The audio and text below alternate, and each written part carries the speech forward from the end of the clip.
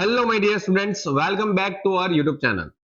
तो चलिए देखो स्टूडेंट्स, स्टार्ट करने वाले हैं कैपिटल गेन के जितने भी तुम्हारे प्रीवियस ईयर के, मतलब जो एनईपी का जो नया सिलेबस आया था उसमें जो लास्ट 2024, एक सेकंड, लास्ट 2024 और 2025 में जो क्वेश्चन पेपर पूछे गए थे उन सभी क्वेश्चन पेपर के कैपिटल गेन के जो क्वेश्चन है उसको हम लोग न्यू अपडेटेड करके, मतलब असेसमेंट ईयर 2025-26 के हिसाब से सॉल्यूशन करवाने वाले हैं और आज हम उसकी शुरुआत करने वाले हैं।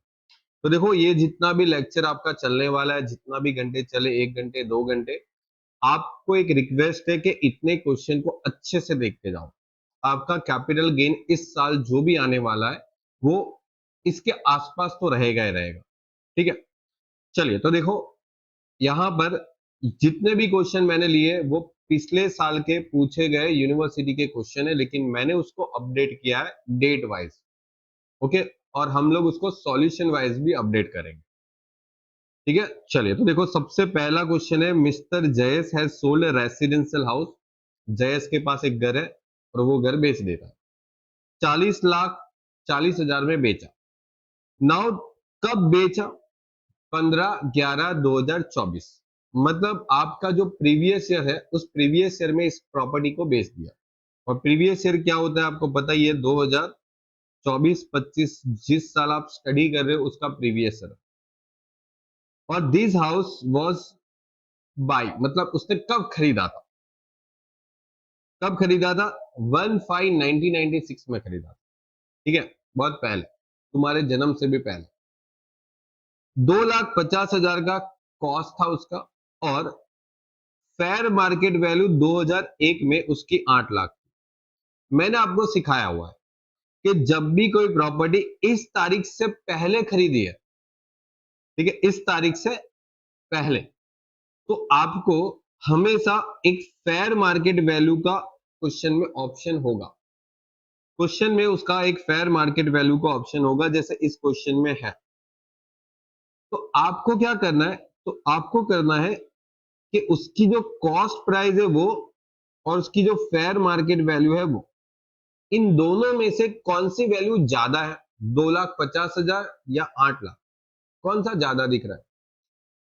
कॉस्ट प्राइस मतलब क्या? उसने जो घर लिया था वो 2,50,000 में लिया था 1996 में, और वो प्रॉपर्टी 2001 में उसकी जो फेयर मार्केट वैल्यू है वो है 8 लाख। तो दोनों में से हायर वैल्यू कौन सी है? 8 लाख। तो हमें जब इंडेक्सिंग के लिए जो कॉस्ट यूज करनी है वो कौन सी यूज करनी है? 8 लाख। ठीक है, अब आपको पूछा गया तो सिंपल सी बात है, कैपिटल गेन ही पूछेंगे, कैपिटल गेन का चैप्टर है तो। अब सिंपल सी बात यहां पर ये है कि ये कैपिटल गेन लॉन्ग टर्म होगा, क्योंकि 1996 में प्रॉपर्टी खरीदा था और अभी जाके 15/11/2024 के दिन वो बेच रहा है। और हाउस के केस में आपको पता ही है कि 24 महीने हो जाते हैं उसके बाद बेचते हैं, तो कौन सा गेन होता है? Long term. हर चीज मैं बताता जाऊंगा, बस ये जितने भी क्वेश्चन मैं आपको करवा रहा हूँ ना, वो उसको ध्यान से देख लो, हर टॉपिक को कवर कर लो, ये मेरा प्रॉमिस है आपसे। ठीक है, चलिए सबसे पहले तो यहां पर बात करेंगे, आप लोग को इस तरीके से लिखना है, और लिखो कंप्यूटेशन ऑफ कैपिटल गेन, और यहां पर लिखो सेल्स कंसीडरेशन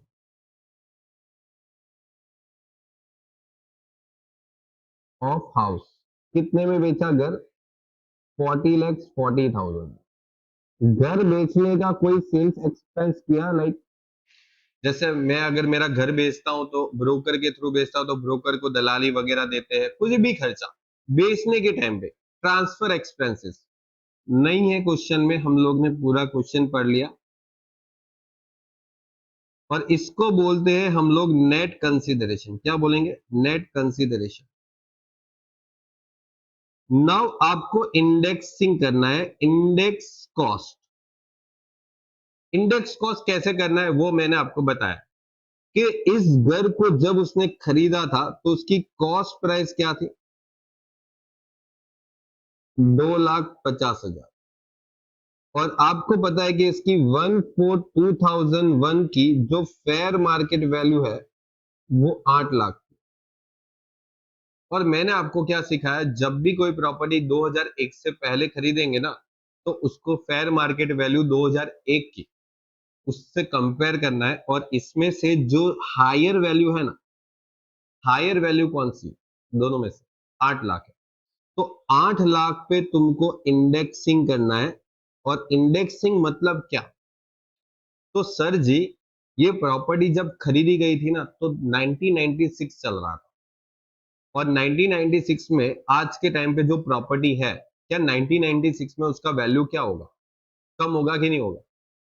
आप खुद सोच लो, आप लोग के पापा ने या आपके दादाजी ने जो भी घर या प्रॉपर्टी खरीदी होगी, क्या आज के टाइम पे उसका वैल्यू मार्केट में बढ़ा नहीं होगा, बढ़ा होगा कि नहीं? तो एग्जैक्टली हमें यहाँ पर इंडेक्सिंग को यूज करके उसका एक वैल्यू निकालना है, ठीक है, जो आपको उस टाइम की।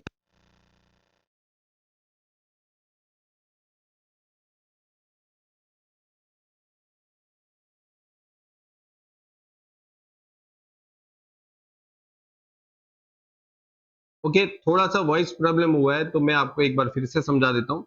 देखो, ये जो प्रॉपर्टी है वो 2,50,000 में खरीदी गई, और उसकी 2001 में प्रॉपर्टी की वैल्यू 8 लाख हो गई, बढ़ेगी ना प्रॉपर्टी की वैल्यू।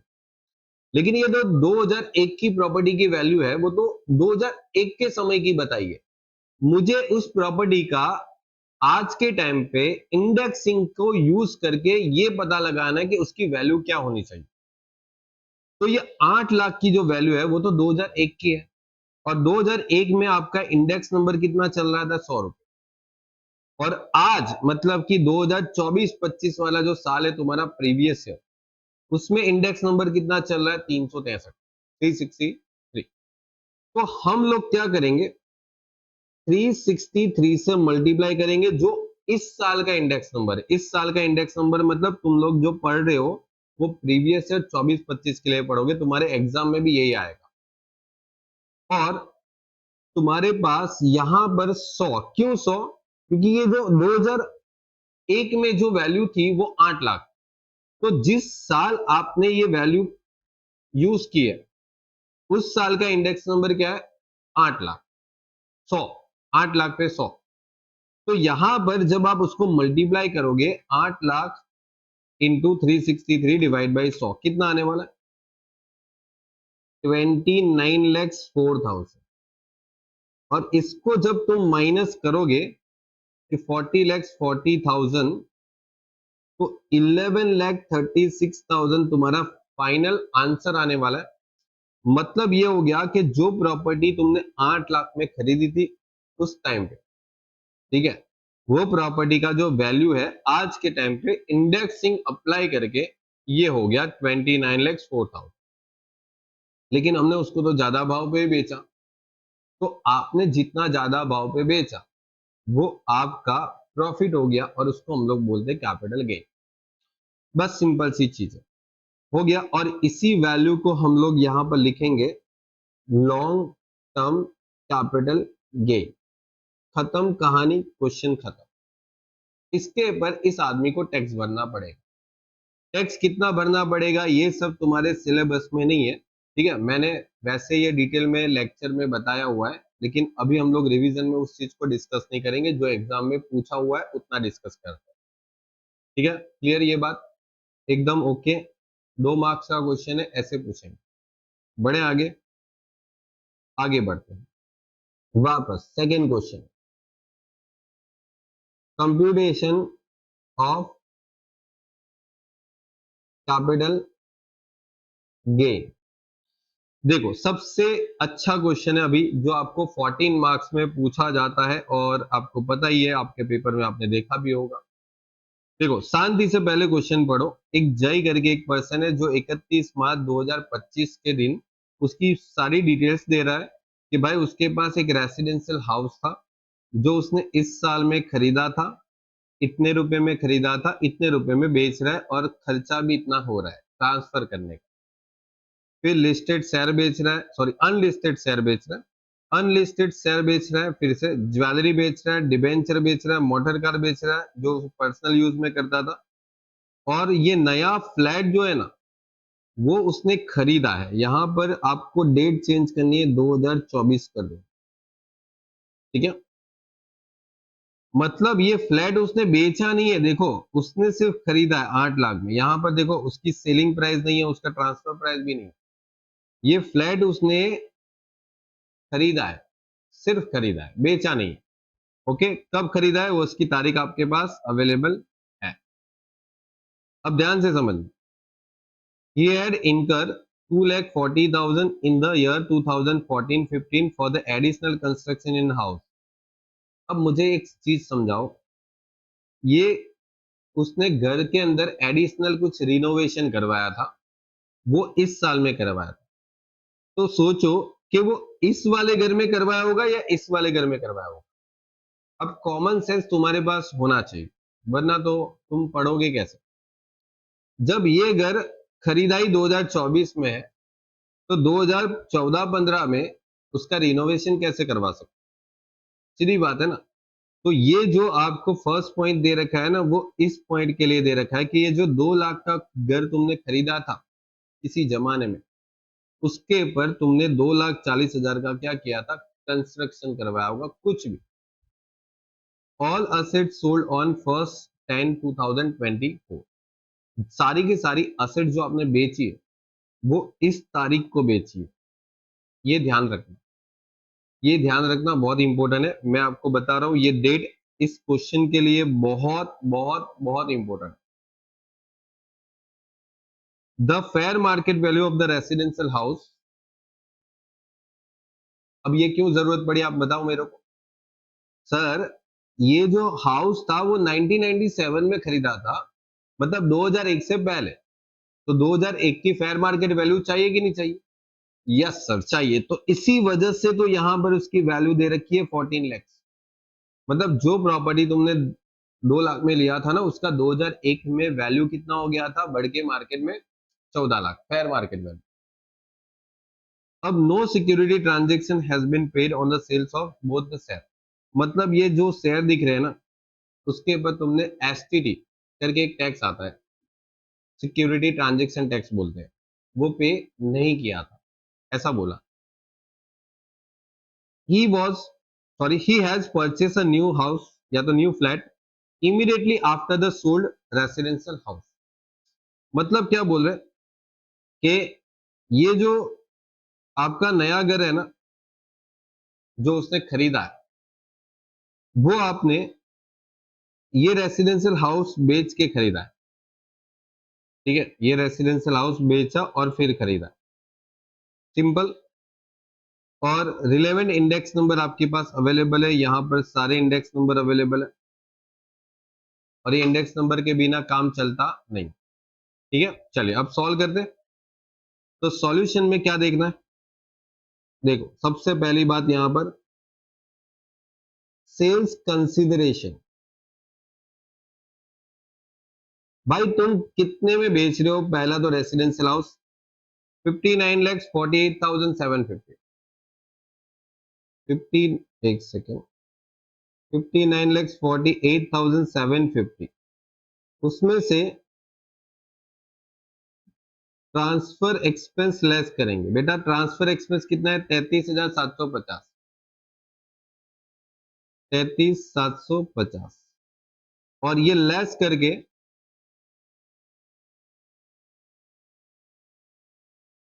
59,15,000 आने वाला है, इसको बोलेंगे नेट कंसिडरेशन।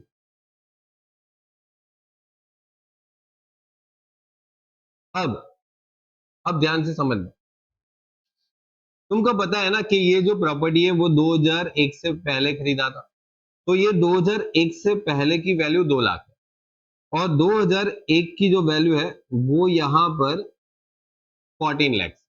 दोनों में से ज्यादा कौन है, 2 लाख या 14 लाख, 14 लाख। तो यहां पर जब तुम इंडेक्स कॉस्ट यूज करते हो तो 14 लाख पे इंडेक्स कॉस्ट लगाएंगे, ठीक है। अब मैं वो कैलकुलेशन नहीं कर रहा हूँ हायर वाला, ठीक है, डायरेक्ट कर सकते इनटू 363, ये तो वही आने वाला है क्योंकि आप जिस साल बेच रहे हो वो 2024-25 है। अब जो साल आपने खरीदा था प्रॉपर्टी वो तो 2001 से पहले वाला था, 2001 से पहले वाला था, तो 2001 से पहले वाली प्रॉपर्टी पे इंडेक्स नंबर डिवाइड कौन सा करते हो, तो 100।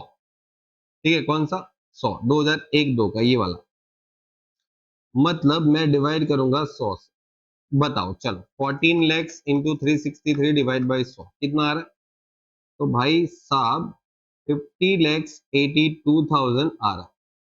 ये लेस करेंगे ऊपर वैल्यू में से, और लेस करने के बाद तुमको मिलता है कैपिटल गेन। ठीक है, लेकिन सर ये वाला जो घर था ना उसमें तुमने कुछ रिनोवेशन भी करवाया था 2012-13 में, नहीं सॉरी 14-15 में, और कितने का रिनोवेशन करवाया था, 2,40,000। तो ये भी तो खर्चा इंडेक्सिंग करके बढ़ेगा, तो ये जो खर्चा है उसको भी हम लोग इंडेक्सिंग करेंगे, इंडेक्स कॉस्ट ऑफ कंस्ट्रक्शन। 2,40,000 का तुम लोगों ने कुछ रिनोवेशन करवाया था, अगर उसको आज की कॉस्ट पे लेके आए, 363 363 से मल्टीप्लाई करें, डिवाइड किससे करेंगे, तो जिस साल में ये रिनोवेशन करवाया था, कौन से साल में करवाया था कंस्ट्रक्शन वगैरह, 14-15 में, और 14-15 का इंडेक्स नंबर शायद तुम्हारे पास नीचे दिया ही होता है, देखो 240 दिया ही होगा, 240, 240, 2,40,000 इंटू 363 डिवाइड बाई 240 कितना आ जाएगा, 3 लैक्स। अब मुझे बताओ माइनस करो, करो माइनस, क्या आने वाला है, 59 लैक्स 15,000 में से 50 लैक्स 82,000 माइनस करो और 3 लैक्स 63,000 माइनस करो, तो आंसर इज 4 लैक्स 70,000। ये तुम्हारा आंसर। अब आपको पता है कि आदमी घर बेचेगा तो दूसरा घर खरीदेगा, रास्ते में तो रहेगा नहीं, तो इस आदमी ने एग्जैक्टली यही किया। इस आदमी ने ये वाला घर बेच के, देखो बोला है ये वाला घर बेच के यहां पर नया फ्लैट खरीद लिया,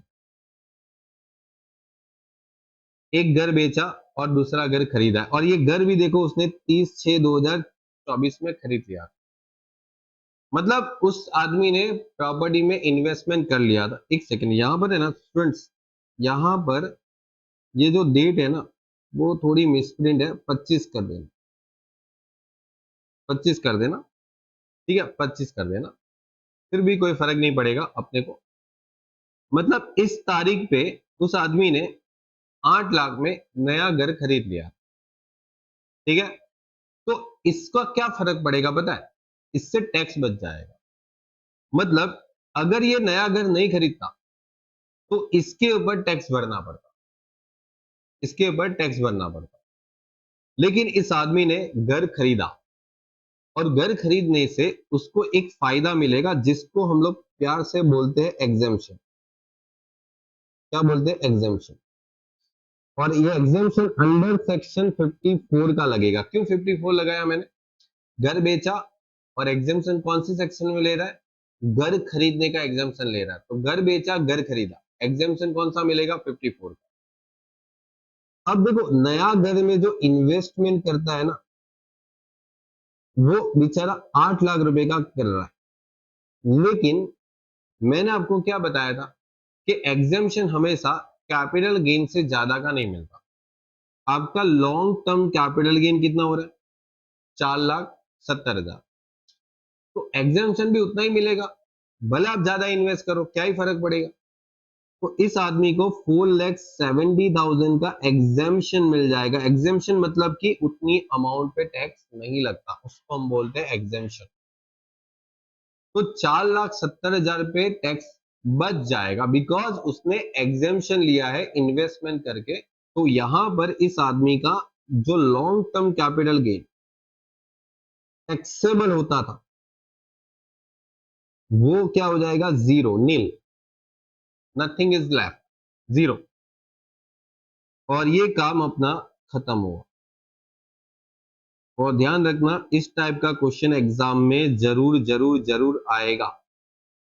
इसके बिना यूनिवर्सिटी तुमको क्वेश्चन नहीं पूछेगी।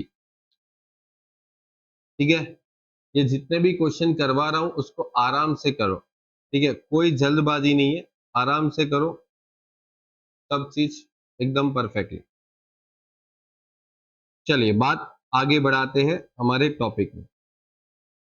देखो, उसके बाद यहां पर एक शेयर बेचे थे, अब लिस्टेड शेयर बेचे। अब यहां पर एक बात समझना, अगर तुम कोई भी प्रॉपर्टी 23/7/2024 के बाद बेचते हो, ऑन एंड आफ्टर, मैंने आपको बताया था अगर तुम कोई भी प्रॉपर्टी सिवाय के land and building, land building को छोड़ के बाकी जो भी कोई प्रॉपर्टी है, अगर वो तुम लोग इस तारीख के बाद बेचते हो, कौन सी तारीख है, 23/7/2024, इस तारीख के बाद अगर बेचते हो तो तुमको इसके ऊपर इंडेक्सिंग नहीं अप्लाई करना।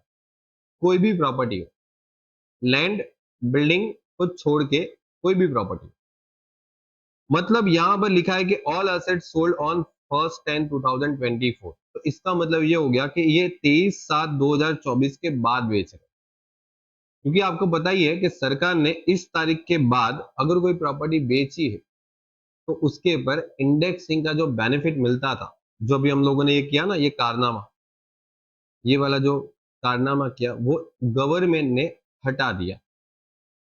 कौन से केस में हटाया, लैंड बिल्डिंग को छोड़ के बाकी सबके केस में हटा दिया। लैंड बिल्डिंग के केस में भी हटाया है, लेकिन उसमें ऑप्शन दिया है कि भाई देखो तुमको करना है तो करो, नहीं करना है तो मत करो। लेकिन हम लोग इंडेक्सिंग करेंगे लैंड बिल्डिंग के केस में, ठीक है, ध्यान रखना। बाकी सबके केस में नहीं करना है, क्योंकि हम लोग ने एसेट इस तारीख से बाद बेचा। तो अभी हमारा यहां पर सिचुएशन क्या है कि सर मैंने ये लिस्टेड शेयर जो बेचे थे वो 4,15,446 में बेचे थे। मैं यहां पर लिखूंगा अगेन, सेल कंसिडरेशन 4,15,446 और उसमें से ट्रांसफर एक्सपेंस बेटा कितना था, 1800। 5446 माइनस 1800, 413646, यह आ जाएगा नेट कंसिडरेशन।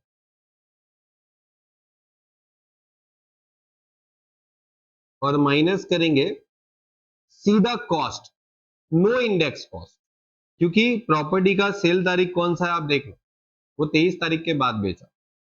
तो 1,52,168, 152,168 सीधा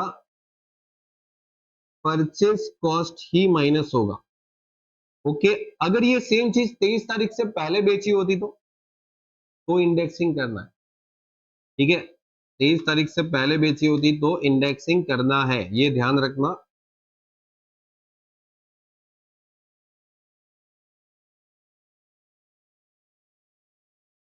और ये लॉन्ग टर्म कैपिटल गेन आ गया। अब इसमें से कोई एग्जेम्पशन नहीं मिलेगा तो सीधा बाहर लिख देना। ठीक है, चलो, तो ये पहली प्रॉपर्टी हमने बेची, ये दूसरी बेची, अब तीसरी, सेल्स कंसिडरेशन कितने में बेचा, वापस बी लिमिटेड के शेयर बेचे 8,15,000 में, उसमें 1,500 का तुम्हारा क्या था, खर्चा था। 8,15,000 था, उसमें ट्रांसफर एक्सपेंस 1,500 और 8 लाख तुम्हारा क्या था, नेट कंसिडरेशन।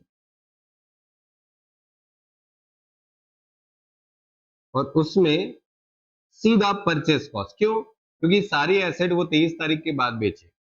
2 लाख का परचेस कॉस्ट है तो यहां पर सीधा 2 लाख ही लेस होगा। ठीक है, सीधा परचेस कॉस्ट और ये आ जाएगा 6 लाख, और यहां पर 6 लाख तुम्हारा लॉन्ग टर्म कैपिटल गेन होगा। बात क्लियर है? यस सर, एकदम क्लियर हो गया। देखो आगे बढ़ते हैं, और आगे का कहानी हम लोग यहाँ पर, एक सेकंड थोड़ा सा लाइन खींच लेते हैं भाई। देखो ये सारे क्वेश्चन यूनिवर्सिटी ने पूछे हैं, लेकिन पिछले साल के कोई भी सॉल्यूशन को फॉलो मत करना। पिछले साल ये सारे क्वेश्चन मैंने करवाए थे, उस सारे क्वेश्चन को कभी भी पुराने स्टूडेंट्स की नोटबुक से देखना भी मत, वरना गए काम से, क्योंकि पिछले साल ये रूल्स बदल गए। अब देखो ज्वेलरी कितने में बेचा, ज्वेलरी 29,29,405।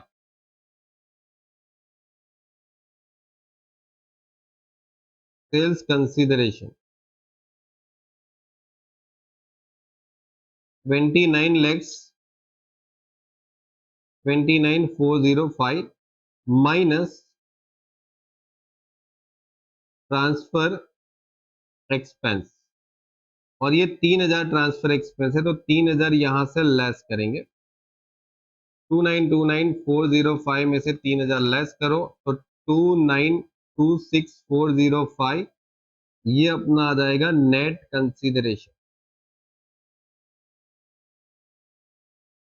और उसमें से इंडेक्स कॉस्ट तो करना ही नहीं है बेटा, परचेस ही सीधा माइनस करना है। परचेस हम लोग ने कब परचेस किया था, 9,35,075,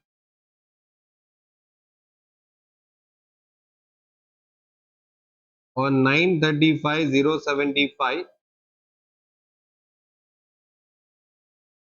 ये आ रहा है 99,1330। लॉन्ग टर्म कैपिटल गेन हो गया। चल, डिबेंचर 3,42,000 में बेचा, और डिबेंचर पे तो देखो इंडेक्सिंग नहीं होता है, ठीक है, सिवाय के जो आरबीआई के बॉन्ड होते हैं और डिबेंचर होते हैं जो गवर्नमेंट इश्यू करती है, उस पे इंडेक्सिंग होता है, लेकिन यहाँ पर ऐसा कुछ नहीं लिखा, तो डिबेंचर पे इंडेक्सिंग नहीं होता। 3,42,000 और 2,000 का खर्चा,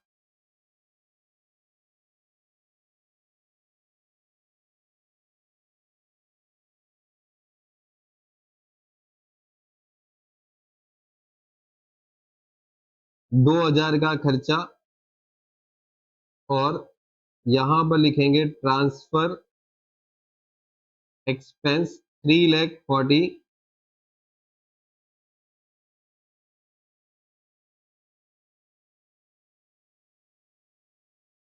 चलिए, और इसमें सीधा परचेस, बताओ कितने में खरीदा था डिबेंचर, 2 लाख।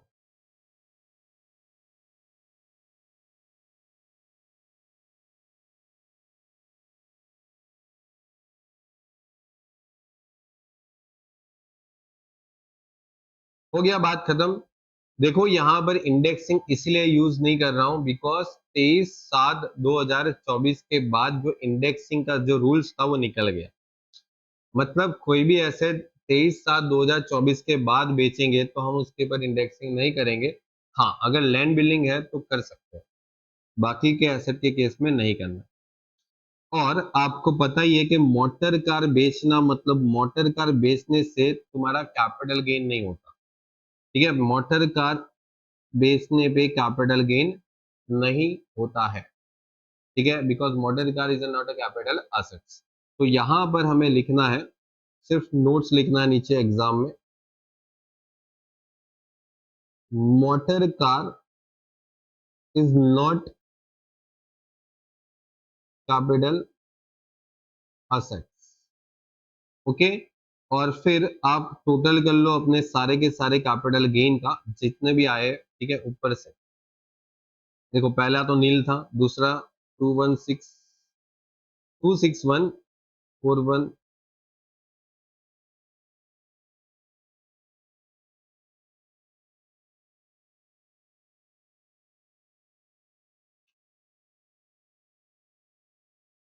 2992808, ठीक है।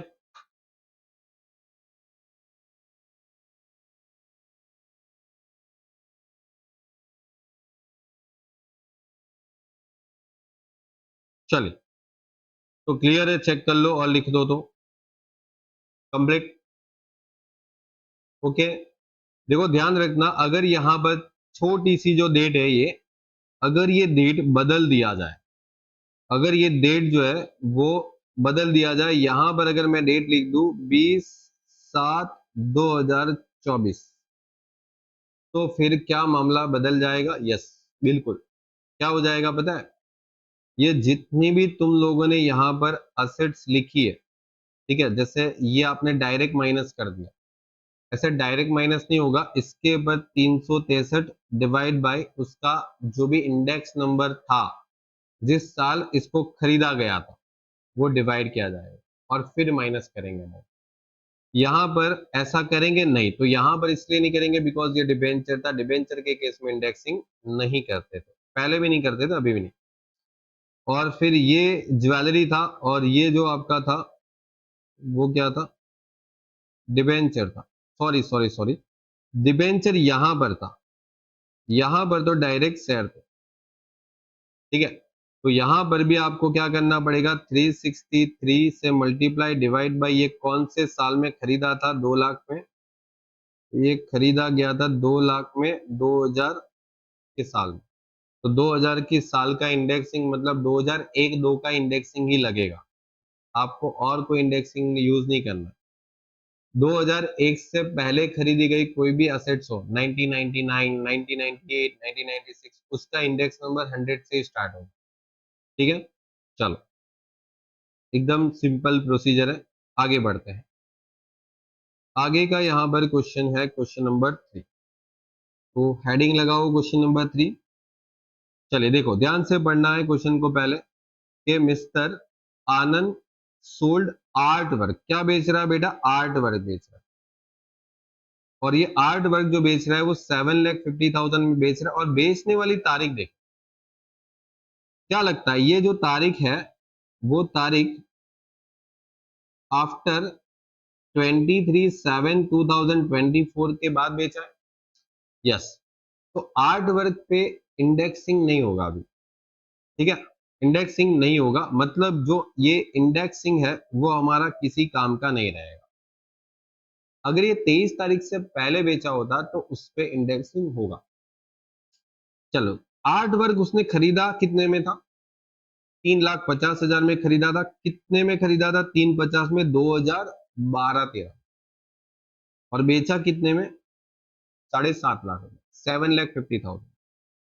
और इसको बेच के इस आदमी ने क्या किया देखो, from the sales procedure he purchase a residential house 5,50,000। ये आर्ट वर्क बेच के उसने क्या खरीद लिया? एक रेसिडेंशियल हाउस खरीदा, घर खरीद लिया अपने लिए। और आपको बोला गया calculate the long term capital gain, पिछले साल के पेपर में पूछा गया था, लेकिन पिछले साल इंडेक्सिंग यूज किया था, क्यों? बिकॉज उस साल पे इंडेक्सिंग का रूल्स था, इस बार भी है, लेकिन आधे साल तक था, आधे साल के बाद इंडेक्सिंग का रूल्स निकल गया, आधे साल के बाद। चलिए स्टार्ट करें।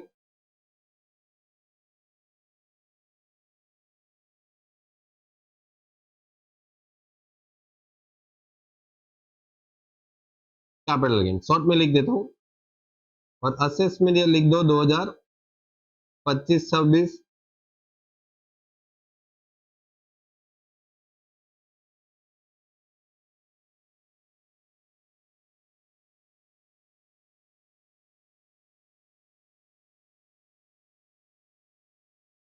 चलिए, पहले बताओ सेल्स कंसिडरेशन कितना है?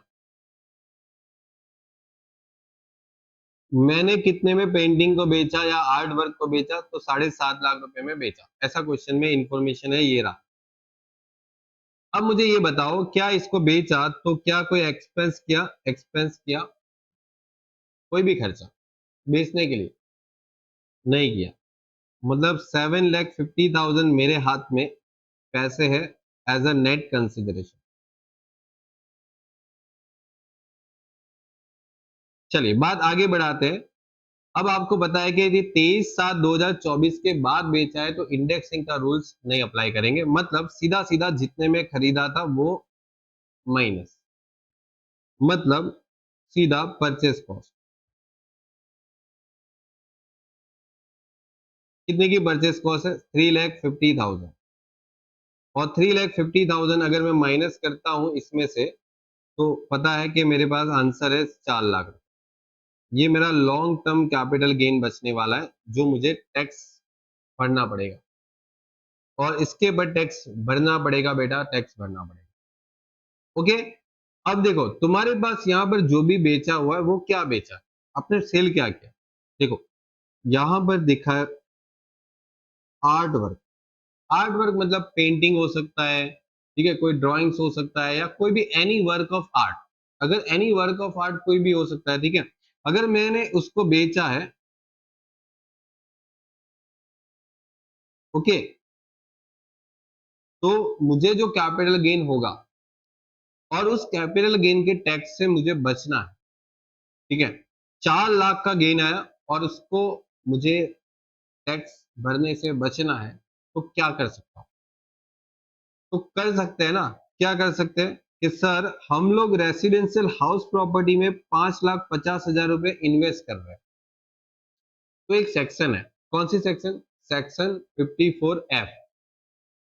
ये सेक्शन क्या करती है कि भाई तुमने कोई other other than residential house, मतलब कि अदर देन रेसिडेंशियल हाउस मतलब हाउस को छोड़ के बाकी कोई भी एसेट बेचो, उसके कैपिटल गेन में से अगर तुम्हें एग्जेम्पशन चाहिए तो तुम किस में इन्वेस्ट कर सकते हो? हाउस में। तो यहां पर आर्ट वर्क बेच के इस आदमी ने किस में इन्वेस्टमेंट किया है? हाउस में। तो उसको एग्जेम्पशन मिलेगा, सेक्शन 54F का एग्जेम्पशन। और ये एग्जेम्पशन जो तुमको मिलने वाला है उसमें तुमको पता है कि एक फॉर्मूला यूज होता है, investment in house divide by net consideration into long term capital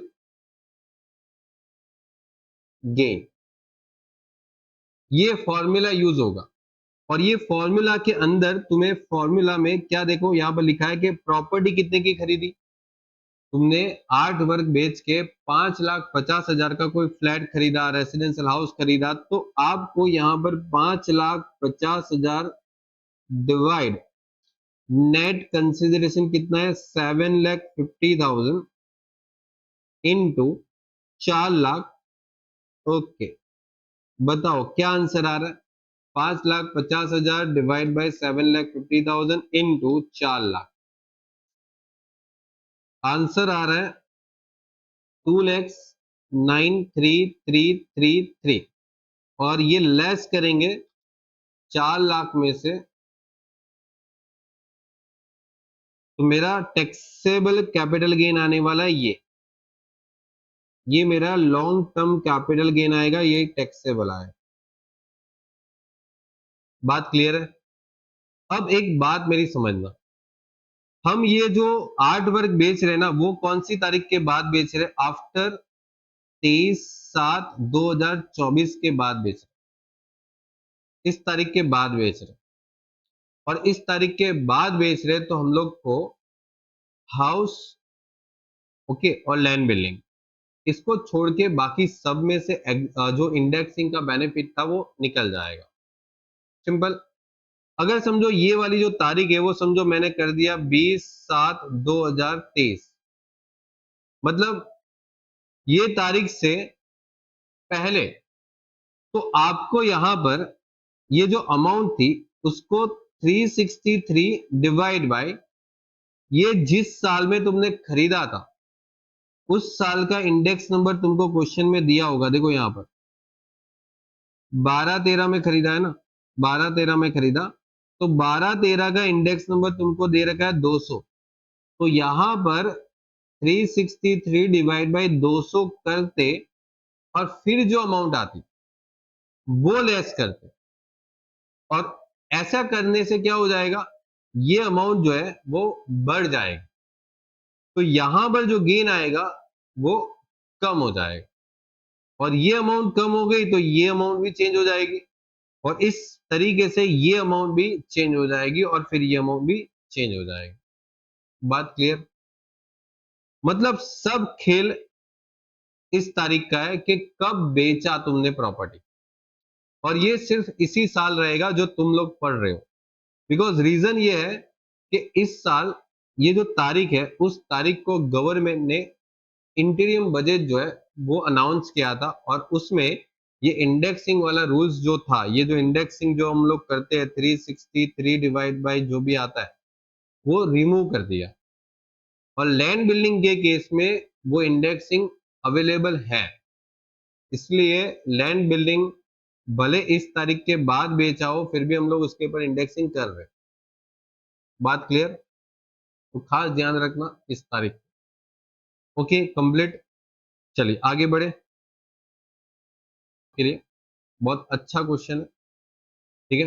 देखो क्वेश्चन नंबर 4 है, from the following information capital gain find करना है फॉर द असेसमेंट ईयर 2025-26 के लिए। रेसिडेंशियल हाउस है, अर्बन लैंड है, ज्वेलरी है, डिबेंचर है, शेयर है, और रेसिडेंशियल फ्लैट है। ये फ्लैट तुमने खरीदा हुआ है, ठीक है, और इसका तारीख है ना बच्चों थोड़ा सा चेंज करना है, देखो 25 कर देना, ये तारीख 25 कर देना, ठीक है।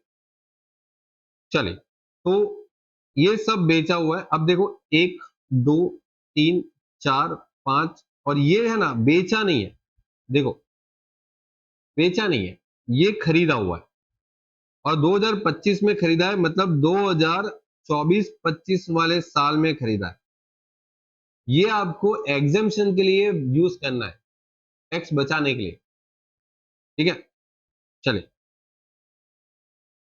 अदर इंफॉर्मेशन क्या है कि 2000 के पहले, 2001 से पहले, मतलब 1999 और 2000 के साल में इस आदमी ने 1,50,000 फॉर द एडिशनल कंस्ट्रक्शन करवाया था अपने कुछ घर के अंदर, and during the year financial year 2028-29, अरे सॉरी 2008-9, उसने 2 लाख का और खर्चा करवा के कुछ एडिशनल कंस्ट्रक्शन करवाया, ठीक है। ये आपके सामने डिटेल्स अवेलेबल है। फेयर मार्केट वैल्यू इस तारीख की, अब ये क्यों दिया है आपको पता है, शायद ओल्ड रेसिडेंशियल हाउस और जो अर्बन लैंड है ना वो आपको 2001 से पहले की दिया होगा खरीद के। देखो यहाँ पर तारीख देखो, देखो तारीख से ही पता चल जाएगा, ये तुम्हारे जन्म से पहले का है, 2001 से पहले, ठीक है। तो हमें यहाँ पर 2001 की वैल्यू दिया हुआ है, ठीक है, काम आएगी तब देखेंगे। Security transaction tax not charge on the sales of debenture and ABC limited share, मतलब एसटीडी पे नहीं किया है, और शेयर के ऊपर मतलब डिबेंचर के ऊपर भी और शेयर के ऊपर भी, ठीक है। ऑन 10/4/2025 ध्येय जो है उसने इन्वेस्ट किया था 25 लाख रुपए बॉन्ड में। अब आप सोचो बॉन्ड में इन्वेस्ट करने का क्या फायदा होता है, तो ये जो national highway authority of India के जो बॉन्ड में हम पैसे इन्वेस्ट करते हैं उससे आपको सेक्शन 54, ये जो सेक्शन है उसमें आपको सेक्शन 54 ईसी का क्या मिलता है, एग्जेम्पशन मिलता है, कि भाई सेक्शन 54 ईसी के अंदर तुम इसका एग्जेम्पशन क्लेम कर सकते हो कि भाई ठीक है इतना पैसा बॉन्ड में डाला और तुम्हें उतने पैसे हुए टैक्स बच जाएगा, ठीक है। अब यहां पर एक बहुत खास चीज आपको ये देखना है कि कौन सी एसेट 23 तारीख से पहले बेची है, क्या ऐसा समझ लो कौन सी एसेट 23 तारीख के बाद बेचा। देखो ये 23 तारीख से पहले बेचा, देखो डेट ऑफ सेल्स लिखा है, ये 23 तारीख के बाद बेचा है, देखो, लेकिन फर्क नहीं पड़ता। क्यों फर्क नहीं पड़ता? बिकॉज रीजन ये है कि हाउस और लैंड के केस में आप इंडेक्सिंग 23 तारीख से पहले भी कर सकते हो और 23 तारीख के बाद भी कर सकते हो, ठीक है, क्योंकि गवर्नमेंट ने उसके ऊपर इंडेक्सिंग का बेनिफिट अभी भी रखा हुआ है, अलाउ किया है।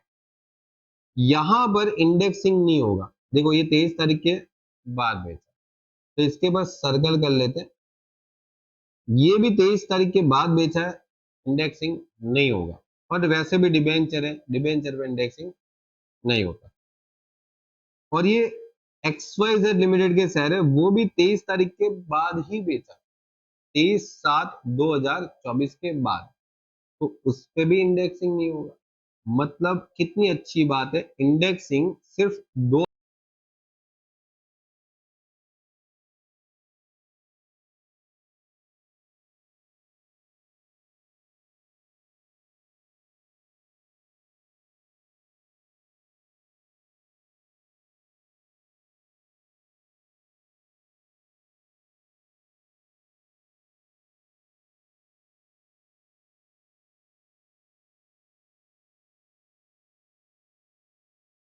चलिए अब देखो यहां पर लिखना है पहले तो सेल्स ऑफ हाउस। देखो मैं अभी पूरा नहीं लिख रहा हूं, आप समझ गए होंगे कि सेल्स कंसिडरेशन लिखते हैं हम लोग पूरा नाम, या तो आप सेल्स लिख दो चलेगा, इतना कौन देखता है, ठीक है। आप बस कैलकुलेशन पे फोकस करो। 75 लैक्स में घर बेचा, तो बस सिंपल सी बात है, 75 लैक्स उसमें से माइनस करना है ट्रांसफर एक्सपेंस। बताओ कितना है, 1,20,000 तो खर्चा ही हो गया घर बेचने के पीछे।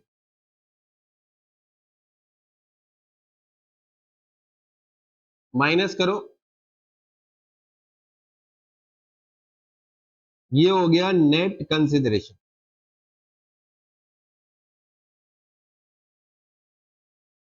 माइनस, हाँ ये घर खरीदा था 1990 में, मतलब बहुत साल हो गया, तो 6 लाख में खरीदा था, और 6 लाख में खरीदा था 1990 में। तो आपको देखना है कि यह घर का जो वैल्यू था वो 2001 में कितना था, 10 लाख। तो सोचो कौन सी वैल्यू ज्यादा है, 6 लाख ज्यादा है या 10 लाख ज्यादा है, 10 लाख ज्यादा है। तो 10 लाख उसकी कॉस्ट होगी, तो हम लोग यहां पर इंडेक्स कॉस्ट करेंगे 10 लाख इंटू 363 डिवाइड बाई 100। क्यों 100 ही आएंगे, 100 ही आने वाला है। 2001 से पहले की कोई भी प्रॉपर्टी पे इंडेक्सिंग 100 आएगा, डिवाइड 100 होगा। चलो भाई ये आ जाएगा 36,30,000। ये लेस करेंगे ऊपर अमाउंट में से। अब इंडेक्स कॉस्ट ऑफ क्या आएगा पता है, ये घर को हम लोगों ने पहले पॉइंट में कुछ बोला है कि कंस्ट्रक्शन करवाया था, मतलब घर में कुछ रिनोवेशन टाइप करवाया था, और ये करवाया था 2001 से पहले। 2001 से पहले का कुछ भी रिनोवेशन है ना, उसको भूल जाओ, भूल जाओ बेटा। 2001 से पहले का कोई भी रिनोवेशन भूल जाओ।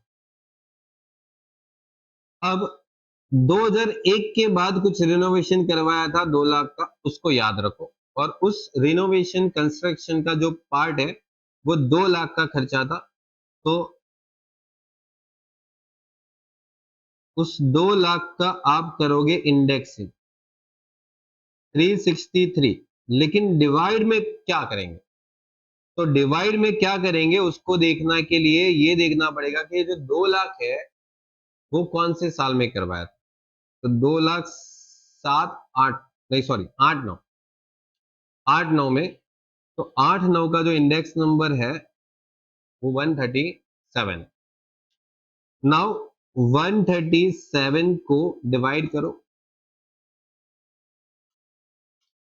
और फाइनली 529923 पॉइंट में आ रहा है, तो राउंड फिगर करके आप अमाउंट लिख देना। ये माइनस करो, 73,80,000 में से माइनस करो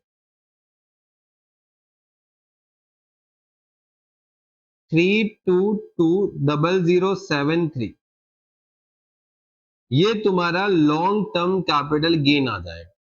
यहां तक क्लियर, सिंपल सा काम है। घर बेचा, खरीदा था, उसका इंडेक्स लेके माइनस कर दिया, उसका कंस्ट्रक्शन किया, इंडेक्स लेके माइनस कर दिया। Clear, okay. चलिए उसके बाद बेटा तुमने ये घर बेच के क्या दूसरा घर खरीदा है? हाँ सर। खरीदा है, देखो ये रहा, ये जो घर तुमने यहां पर लिखा है ना, वो घर तुमने खरीदा हुआ है। देखो 2025 में खरीदा था, दूसरे साल, अरे दूसरे महीने में, मतलब एक घर बेचा और दूसरा तुरंत खरीद लिया। ठीक है, देखो बेचा था इस तारीख को और खरीदा इस तारीख को, तो आपको इसका एग्जेम्पशन मिलेगा।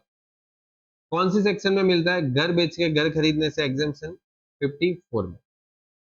ठीक है, तो 54 में इसका एग्जेम्पशन लेंगे बेटा हम लोग।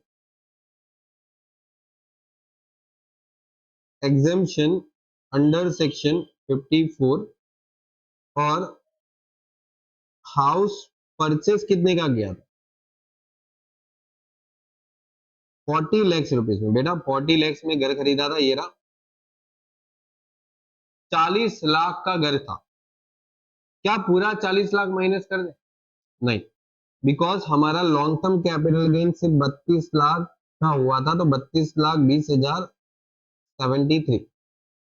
तो मुझे यहां पर टैक्स भरने से बचना है, तो बच गया भाई, बच गया। No taxable capital gain, taxable LTCG कुछ भी नहीं रहेगा, कोई टैक्सेबल कैपिटल गेन नहीं रहेगा। ठीक है, बच गया ये बच गया। ठीक है, ये बंदा बच गया। चलो आगे बढ़ते हैं। नाउ देखो थोड़ा सा, चलिए बताइए क्या बेचा अभी? अभी बेचा अर्बन लैंड, लैंड बेचा, कितने में बेचा? 60 लैक्स में बेचा, और 50,000 का तो खर्चा ही हो गया। बचा कितना हाथ में? चलिए देखते हैं। सेल्स ऑफ लैंड 60 लैक्स, 50,000 का खर्चा हो गया, 59,50,000।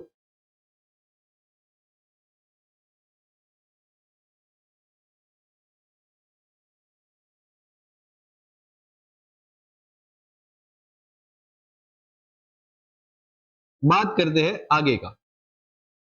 तो ये दोनों हो गया। अब यहां पर 3 लाख में लैंड खरीदा था, और ये देखो साल देखो 1990, सॉरी 1988, बहुत साल हो गया। तो 3 लाख में खरीदा था, लेकिन 2001 का वैल्यू अपने पास 12 लाख है, तो 12 लाख की कॉस्ट ज्यादा है, तो 12 लाख कंसीडर करेंगे, बिकॉज 2001 का वैल्यू ज्यादा हो तो वो कंसीडर करेंगे। In case of any property purchase before 1/4/2021, अरे 1/4/2001। ओके, निकल जाता है भाई मुंह से। चलो, इंडेक्स कॉस्ट कितना आएगा? 12 लाख और 363 डिवाइड बाई 100, सही है। 12 लाख 2001 की वैल्यू, तो डिवाइड बाई 100 ही होगा, तो 12 लाख इंटू 363 डिवाइड बाई 100 कितना आने वाला? 43,56,000। माइनस करेंगे तो यहां पर 15,94,000, ये आ जाएगा लॉन्ग टर्म कैपिटल गेन। और मुझे बताओ, अगर आपने लैंड बेचा है तो कौन सी सेक्शन आपको मदद कर सकती है एग्जेम्पशन लेने के लिए? बताओ, आपको एक सेक्शन मदद कर सकती है ये वाली, क्योंकि हाउस या लैंड, लैंड या तो बिल्डिंग, हाउस या लैंड एक ही बात है। अगर इसको बेच के तुम बॉन्ड खरीदते हो ना, तो उसके कैपिटल गेन को एग्जाम कर सकते हो। और यहां पर बॉन्ड खरीदा है 25 लाख का, तो यहां पर जो एग्जेम्पशन मिलने वाला है 54 ईसी का, वो है इन्वेस्टमेंट जो है अपना ₹25 लाख का है, और हमें एग्जेम्पशन मिलेगा जितने का गेन हुआ है उससे ज्यादा तो कभी एग्जेम्पशन मिला नहीं है आजकल, और ना आगे जाके मिलेगा। तो टैक्सेबल कैपिटल गेन क्या रहेगा? नील। देखो एक सिंपल सी बात है, 25 लाख का इन्वेस्टमेंट किया है, ठीक है, 25 लाख का इन्वेस्टमेंट किया है, तो पूरा 25 लाख लेस नहीं होगा, बिकॉज ऊपर की अमाउंट 25 लाख नहीं है। ठीक है, जितना गेन है उससे ज्यादा का ना कभी एग्जेम्पशन मिलेगा, ना आगे जाके कोई सरकार आएगी तो वो एग्जेम्पशन देने वाली। हाँ, आप लोग सरकार बनाओ तो बात अलग है, ठीक है। सिंपल सी बात है, एग्जेम्पशन गेन से ज्यादा कभी ना मिला है ना मिलेगा, ठीक है। ये चलिए आगे बढ़े, आगे का कहानी अपना क्या है देखते हैं। इसी क्वेश्चन को आगे बढ़ाए तो अभी अपना 2 पॉइंट है जिसमें ज्वेलरी बेच रहे हो, तो ज्वेलरी बेचा कितने में, 28 लाख में, और 18,000 तो खर्चा हो गया, ठीक है। तो यहां पर लिखेंगे सेल्स ऑफ ज्वेलरी, और 28 लाख में बेचा, सही है ना, और 18,000 तो बेटा खर्चा ही कर दिया हम लोगों ने,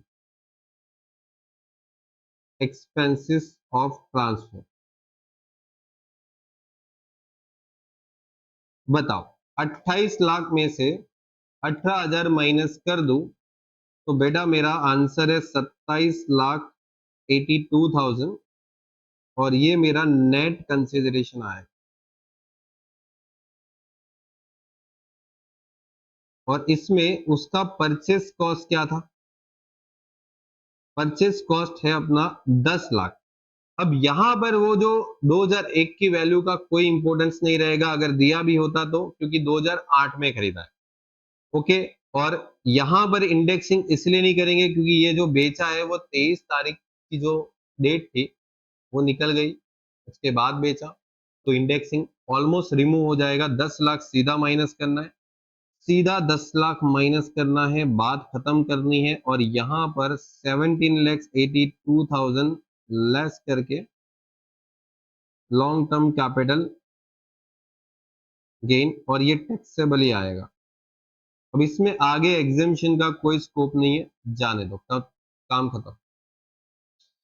डिबेंचर की बात करती है तो डिबेंचर यहां पर है 4,10,000, 10,000 का तो खर्चा ही हो गया डिबेंचर बेचने का, ठीक है। तो यहां पर लिखेंगे सेल ऑफ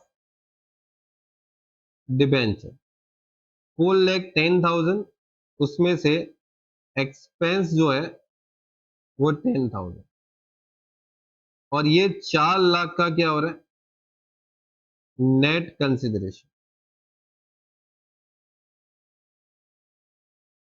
माइनस डिबेंचर में कभी इंडेक्सिंग था नहीं, ओके, इंडेक्सिंग डिबेंचर में था नहीं, तो डिबेंचर में क्या आएगा, 2,50,000 डिबेंचर हम लोगों ने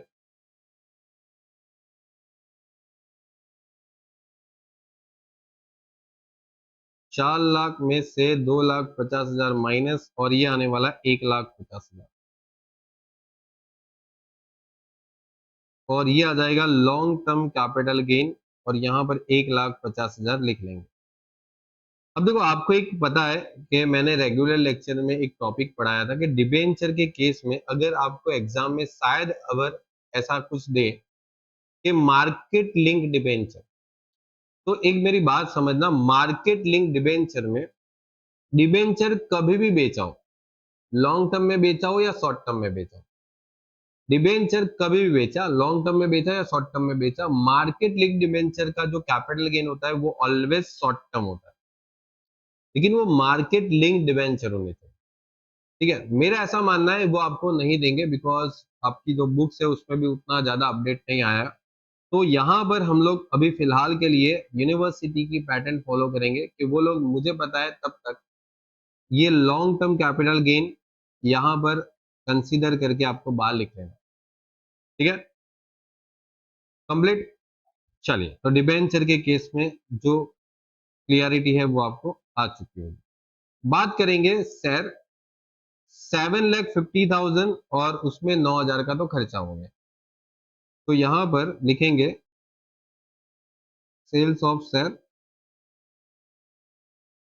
7,50,000, और उसमें एक्सपेंसेस जो था वो 9,000, मतलब 7,41,000 का क्या आएगा, नेट कंसिडरेशन। और उसमें तुम लोग जो परचेस करने वाले हो वो भाई तुम लोग यहाँ पर देखो 4 लाख का खरीदा, ठीक है, 4 लाख का शेयर खरीदा था, और वापस इसमें इंडेक्सिंग नहीं होगा, गलती मत करना, बिकॉज 23 तारीख के बाद ही बेचा, ठीक है। बिकॉज ये शेयर पे एसटीडी पेड अप नहीं हुआ था, ठीक है। वैसे भी यहाँ पर लिखा है कि security transaction not charge on the sales of debenture and sales of share, और जिस शेयर पे यहाँ पर 4 लाख का खरीदा था सीधा 4 लाख लेस कर दो, ठीक है।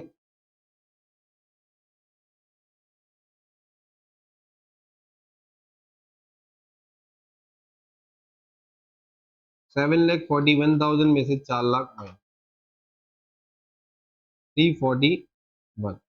देखो एक सिंपल सी बात समझो, 23 तारीख उसके बाद कोई भी property except the land and building अगर उसको बेचते हो तो आपको इंडेक्सिंग करना नहीं है, बिकॉज वो रिमूव हो चुका है, ठीक है। तो ध्यान रखना इस बात को, ठीक है। क्योंकि आप देखो नई बुक्स में भी अपडेट आ ही चुका है, और अगर नई बुक्स में अगर आप ना इतना अपडेट नहीं आया तो आप एक बार काम कर सकते हो, सीए इंस्टीट्यूट की जो बुक्स है आप उसको फॉलो करो, आपको आइडिया आ जाएगा। चलिए, तो बाकी सब तो नील था, इसको टोटल करो, 17,82,000 प्लस 1,50,000 प्लस 3,41,000,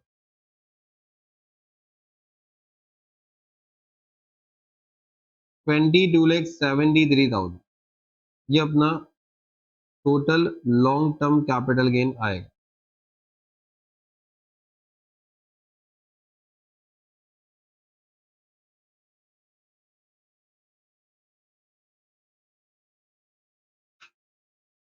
ओके, मेरे ख्याल से उसके बाद तो हम लोगों ने कुछ बेचा ही नहीं है, ठीक है। जो था वो खरीदा गया था, और वो खरीदा गया था, दैट्स वाई हमने उसका एग्जेम्पशन ले लिया। ओके, ये काम आपका हो गया, पूरा क्वेश्चन आपको पूछा गया था, इसका इतना ज्यादा यूज नहीं हुआ। ये एग्जैक्टली आपको बताऊं, ये पहले के टाइम पे यूज होता ही था, क्योंकि अभी नेक्स्ट ईयर तो बहुत सारा चेंजेस और आ जाने वाला है, ठीक है। क्योंकि इंडेक्सिंग वैसे भी अभी कैपिटल गेन में एप्लीकेबल नहीं होने वाला, ठीक है, सिर्फ लैंड बिल्डिंग के केस में एप्लीकेबल होगा। तो लैंड बिल्डिंग के केस में भी गवर्नमेंट ने ऑप्शन दिया है कि भाई तुमको करना हो तो करो, नहीं करना है तो मत करो। लेकिन गवर्नमेंट ने एक और भी चीज रखी है कि अगर तुम इंडेक्सिंग करते हो, ठीक है, इंडेक्सिंग करते हो लैंड एंड बिल्डिंग के केस में, तो आपको जो टैक्स भरने का टाइम आएगा तो उसके टाइम पे 20% टैक्स भरना पड़ेगा कैपिटल गेन के ऊपर। और अगर आप इंडेक्सिंग नहीं करते हो, ठीक है, इंडेक्सिंग नहीं करते हो मतलब विदाउट इंडेक्सिंग जाते हो लैंड एंड बिल्डिंग के केस में, तो सरकार बोलती है आपको जो भी कैपिटल गेन आएगा उसके ऊपर हम लोग इतना टैक्स लेंगे। और ये आपको मैंने बताया था रेगुलर लेक्चर में कि सरकार इसको कैसे आपको उल्लू बना रही है, ठीक है, कि इंडेक्सिंग करो तो 20% टैक्स, और इंडेक्सिंग ना करो तो 12.5% टैक्स। और आपको पता है कि ये जो ऑप्शन है वो लैंड बिल्डिंग के केस में आपको दिया गया, तो सीधी बात है कोई भी आदमी इंडेक्सिंग करेगा, और क्यों करेगा वो आपको मैंने रेगुलर लेक्चर में बताया हुआ है कि इंडेक्सिंग करने से कॉस्ट बढ़ जाती है, और हो सकता है कि आपका कैपिटल गेन जो है वो कम आए, और भले उसके ऊपर 20% टैक्स है, लेकिन कैपिटल गेन उतना कम होगा ना कि जिससे तुम्हारा जो टैक्स है वो कम आएगा। भले आपका ये परसेंटेज ज्यादा दिख रहा है, लेकिन मे बी पॉसिबल कि टैक्स बहुत ही कम आए या तो ना भी आए, और इस केस में तो आपका टैक्स आएगा। भले परसेंटेज में कम दिख रहा है, लेकिन मैंने आपको समझाया हुआ है इसका एग्जाम्पल लेके। ओके, चलिए, तो 1 घंटे का अपना पूरा लेक्चर कंप्लीट हो चुका है, ठीक है। इसको अच्छे से देख लेना, ठीक है। मैं इस पूरे टॉपिक को अपलोड भी कर दूंगा यूट्यूब पे, तो आप एक बार उधर से भी देख लेना बाद में, ठीक है। और जो एप्लीकेशन पे है वो स्टूडेंट्स को तो मिल ही जाएगा एनी टाइम। तो आपको मैं वही बता रहा हूँ कि अच्छे से तैयारी करो, जितना है मैंने आपको बहुत ज्यादा करवाया कैपिटल गेन में, मैंने जितना आपको करवाया है आप कंपेयर कर लेना किसी भी जगह से, इतने सारे कभी क्वेश्चन किसी ने नहीं करवाया होगा, ठीक है।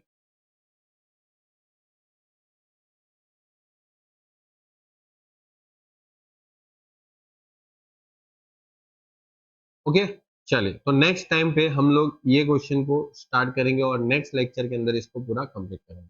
ओके, ब्रेक लेते हैं, उसके बाद मिलते हैं नेक्स्ट लेक्चर में, तब तक ले गुड बाय और टेक केयर।